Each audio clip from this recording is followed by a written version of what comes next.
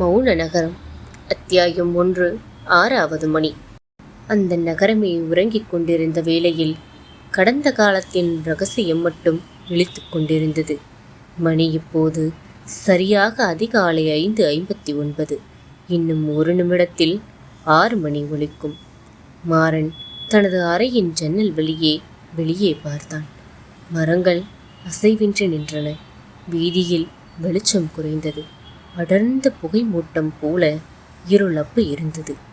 ஒவ்வொரு நாளும் 6வது மணி அடிக்கும் போது அந்த பழைய வீடு அமைதியில் உறைந்து போகும்.